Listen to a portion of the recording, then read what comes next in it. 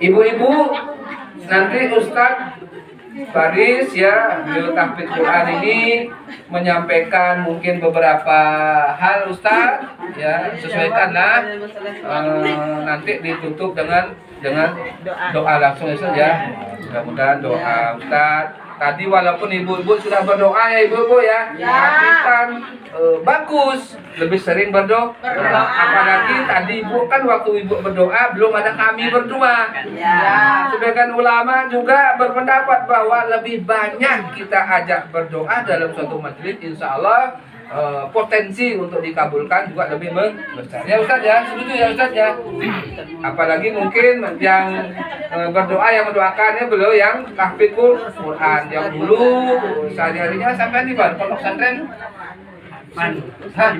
Pondok pesantren mana dulu? Sukorejo, Jawa Timur itu ya. Ibu-ibu yang saya hormati, mungkin dari beberapa topik yang saya sampaikan bukan hari ini aja ya Bu ya, mungkin ada yang disampaikan, ada yang ditanyakan Bu, mungkin boleh Ibu kita sharing ya Bu ya. Artinya kita di sini ini kekeluargaan, keluarga besar, tidak ada istilah saling membuli, tidak itu ya. Silakan Ibu. Ini jangan oh gitu. Ini Pak. Gini Pak, assalamualaikum malu. Jangan yang berat. Assalamualaikum nanya tuh. Silakan Bu. Waalaikumsalam. Sama Dedeh ya, curhat dong. Sekedar informasi saya untuk menanyakan bagaimana katanya menanggapi suami yang kenyang itu omongannya tuh. Ya, bagus. Bagus. Gimana itu Pak? Itu aja dulu, itu baru. Ya. Satu-satu dulu ya biar ibu-ibu ya. Suami yang kenyang. Ibu apa namanya? Keras. Pingin menang sendiri dia Pak. Hah? Pingin menang sendiri. Keras atau kenyat atau apa lagi namanya? Apa ya? Egois lah Pak. Egois, mau menang sendiri, Ya. maru nak muani, kan gitu ya? Ya. Padahal kalau ditinggal sehari aja sama istrinya paling kan? Itu kan bener ini. Bener. Saya rasakan juga kan? Iya, begitu. bener. Ibu-ibu yang saya hormati, kadang-kadang harus dibedakan Bu ya antara kenyat dan keras dan memang itu karakter. Contoh Bu, kawan ada yang ngomong, padahal itu niat dia bukan untuk keras sebenarnya, tapi karena memang karakter. Atau orang timur, NTT, ya Mas Farid ya, itu kalau kita tidak paham sebelumnya kayak tersinggung kita. Oh nak muluk itu bawaan yo nih mulu itu. Yang paling penting apa yang dia bicarakan. Ibu-ibu itulah tadi ya Bu ya. Semua apabila ibu menghadapi suami yang agak cenderung keras, cenderung kenyat dan egois, menang sendiri itu pertama yang harus ibu kedepankan ialah lapang dah dada. Di sini dengan kesabarannya Bu ya. Kalau menurut saya Bu, pas dia mau ngomong, ya pas ngomong, jangan dengerin aja dulu. Biasanya itu karakternya. Biasanya kalau sudah orang yang memang karakternya begitu, setelah apabila setengah jalan belum selesai kita stop malah uyut dah dia nih. Oh gitu. Biarin lu denger, itu udah perlu kesabaran memang. Mudawak mau mendengarkan gitu dulu, punya hati kasane, tapi sebenarnya lebih mulia kita sebenarnya seperti itu. Dengerin dulu. Lebih lapang dada. Capek dia ngomong ya, baru kita masuk gantian. Jawab. Insya Allah Bu, apa namanya, apa masalah ada solusinya kalau sudah seperti itu. Tapi lamun balapan ngomong langsung ditanggapi dengan emosi, bukan penyelesaian yang kita dapat, akhirnya saling bertengkar, kebencian ya Bu ya. Itu ya Bu ya. Dengerin aja dulu dia ngomong ya Bu ya, dengerin dia ngomong, setelah itu baru kita ya ngomong. Bila perlu nanti habis dia ngomong ya bikinin kok kopi ya bikinin susu kalau udah ngopi bikinin Pak Ustaz, susu ya. sakitnya tuh di sini. Cita-cita ya, ya Bu, itu kan wanita yang pada umumnya ya begitu Bu, wanita pada umumnya siapapun ya. Tapi kami selaku penyuluh di sini mengharapkan berdasarkan pengalaman kami Bu ya, kalau kekerasan dilawan dengan kekerasan memang akhirnya ada jalan keluar ya.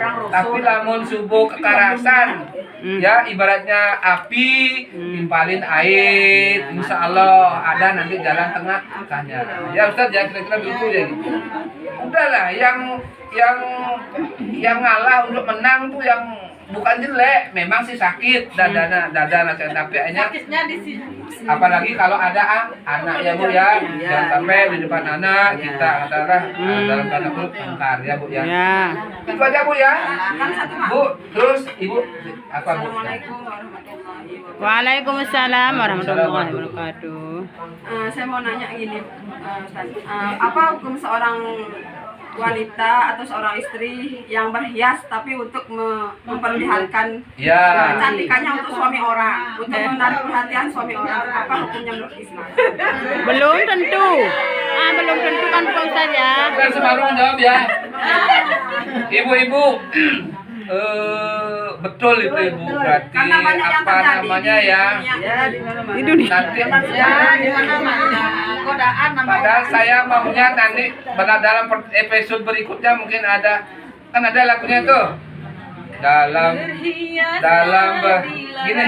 ada lagu ini dalam berbicara harus memakai akhlak, dalam berumah tangga harus memakai akhlak, di dalam berbusana harus memakai akhlak. Itu kata Pak Haji Roma Irama itu Pak. Memang ibu-ibu ya menurut saya sih ya, menurut saya, tapi maaf Bu ya, saya sebenarnya kurang nyaman masuk ke dalam hal-hal yang bisa menghukumi begitu enggak Bu ya, tapi isinya kita luas saja. Sebab kita memang kalau menurut saya wanita berhias itu memang harus ditujukan kepada suaminya, untuk suaminya. Kalau niatnya lebih dari itu, ya nanti Ustadz Faris yang menyampaikan ya. Saya ada sih jawabannya, tapi saya tidak sampai hati, tidak kuasa. Pokoknya saya menyarankan sama ibu-ibu kalau berhias niatkan untuk suami. Angkal lamun kundangan dan habis-habisan berhias, saya selaku pribadi kurang setuju lah itu. Di rumah malah kita seperti yang kita singgung tadi, an-najafati minal iman. Berhias untuk suami kita. Ya apanya Bu ya, saya tidak sampai hati aja, ada kurang pas untuk menyampaikan. Ya Mas Farid silakan jawab dulu yang berhias untuk suaminya. Lanjut. Biarlah yang lebih muda, yang ada jenggotnya, yang Biar lebih jelas. Assalamualaikum warahmatullahi wabarakatuh. Waalaikumsalam.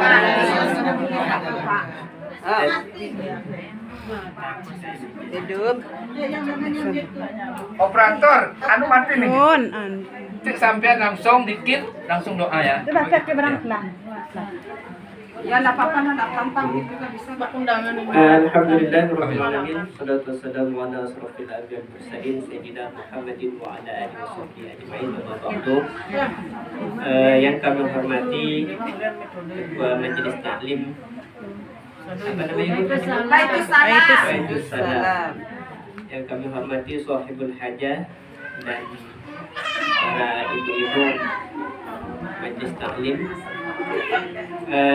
Tadi ini sebenarnya saya lagi baru bangun tidur, tiba-tiba Pak Tis langsung nadak telepon, jadi baru di tengah jalan nanti sampai di sini ya. Wah ini saya ini kan dadaan ini, apa mau di sini Pak Tis? Kalau ngisi perut ini gampang ini Pak Tis.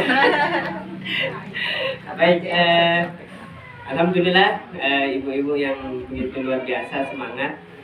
Pertama, saya ingin menyampaikan bahwa ada sebuah hadis yang menerangkan ketika seseorang datang dalam suatu majelis di mana majelis itu terdapat pembacaan Al-Quran, terdapat ilmu-ilmu, maka yang pertama kelebihannya adalah utamaannya bahwa malaikat itu memohonkan ampunan kepada kita. Amin. Amin ya robbal Alamin. Malaikat ini kalau di sebagian riwayat redaksi kitab-kitab bahwa sayapnya itu ilal masyri wal maghrib, dari ujung barat sampai ujung Timur. kalau kita itu tidak mampu kita menghitungnya. Maka jutaan sayap. Nah, ini semua setiap sayapnya itu meneteskan doa untuk memberikan ampunan kepada orang yang datang untuk menuntut ilmu dan di dalamnya terdapat pembacaan ayat-ayat suci Al-Quran. sampai nanti ketika kita pulang ke Rumah. Yang kedua yaitu ikan yang ada di laut itu sama juga adalah memberikan ampunan kepada diri kita yang sedang menuntut ilmu, termasuk ya majelis taklim yang ada ilmunya. Maka keutamaannya kita sebagai orang NU inilah ya, tidak ada Bu, di yang lain tidak ada. Maka inilah luar biasanya. Maka luar biasa orang kita ini tetap tradisi itu dijalankan. Wiridan, istilah di sini apa Bu? Wiridan, sama ya. Ya di Tegal Badang juga sama, di Tegal Badang wiridan. Saya aslinya memang dari Tegal Badang, lahir di Tegal Badang, cuma orang tua aslinya Medawi, yang bapak Medawi. Dan dulu saya pernah sekolah di SD 1 Medawi. Baik, menindaklanjuti menyambung pertanyaan tadi Bun G. Oke. Di dalam hadis memang dijelaskan seperti ini. Allahul Jamil wa yuhibbul jamil. Allah itu indah. Ya. Allah itu indah. Tapi jangan dibayangkan indahnya sama dengan manusia, Bu ya. Iya. Allahul Jamil, Allah itu indah. Wa hubbul jamil, dan Allah mencintai sesuatu yang indah. Di dalam Al-Quran juga dijelaskan, ya Bani Adam, khudhu ma ta'kulu masjidil. Ya Bani Ya Bani Adam, khudhu ma ta'kulu haram. Wa la tusrifu, wa la ta'kulu, wa la tusrifu. Di dalam Al-Quran tidak dijelaskan bahwa ketika kita sedang masuk dalam masjid, ini kategori masjid Bu ya, kita dianjurkan untuk memakai pakaian yang paling bagus, yang paling baik. Tapi ada lanjutannya, kulu washrobu wala tusrifu. Boleh kita menggunakan sesuatu itu, tapi wala tusrifu, tapi tidak boleh berlebihan. Nah, itu intinya di sana.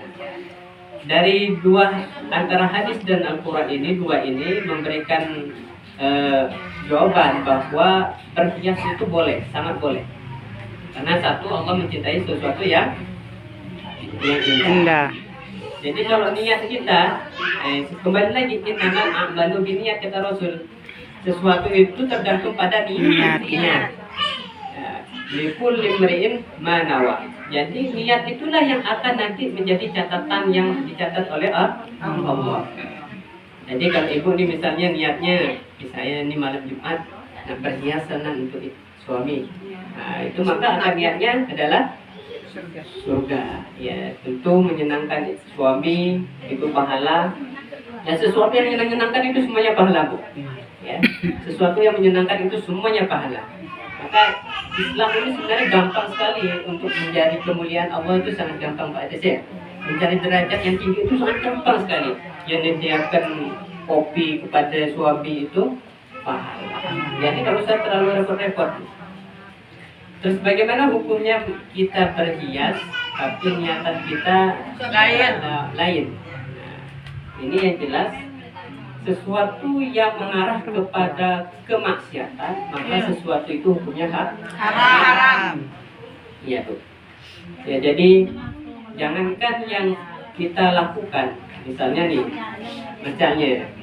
dalam satu hadis itu ada dijelaskan, orang yang berkata satu kata saja, satu potong kata mengarahkan seseorang untuk melakukan kemaksiatan, maka dia termasuk orang yang melakukan kemaksiatan.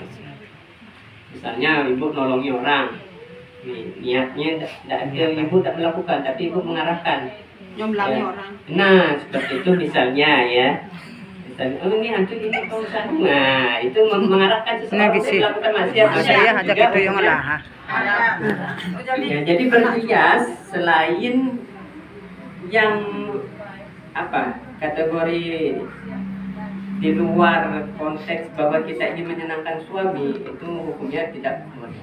Dan satu lagi yaitu tadi kulu washrabu wala tusrifu, dan tidak boleh berlebih-lebihan. Sesuatu yang berlebih-lebihan itu pasti hukumnya nanti ke syaitan. Innal mubazzirina kanu ikhwana syayatin wa kana syaitanu li rabbih kafura. Itu surah Al-Isra. Suatu yang israf, yang berlebihan itu adalah maksiat. Sedangkan maksiat itu adalah perbuatannya setan. Maka tidak boleh kalau alis ini terlalu sampai gini misalnya bertanda. Ada yang gitu ada. Atau bulu Matanya. ya bulu masa mata itu namanya itu ya. Nah sampai misalnya semeter misalnya. Aduh. Itu kan satu bisa menimbulkan fitnah. Jadi orang bisa menilai kita itu kok. Kan itu jadi penilaiannya seperti itu. Jadi negatif pada orang negatif, pada diri kita juga kan negatif. Pasti akan timbul rasa kebanggaan dan jiwa ini berkusong sombong. Maka ya biasa-biasa saja Bu. Tapi kalau di rumah misalnya mau melayani suami, wah harus Luar wajib. biasa. Harus luar biasa. Makanya ada istilah seperti ini Bu. Ada istilah seperti ini. Kenapa orang lebih senang orang lebih senang ke tempat maksiat daripada dia diam di rumah? Satu, di tempat maksiat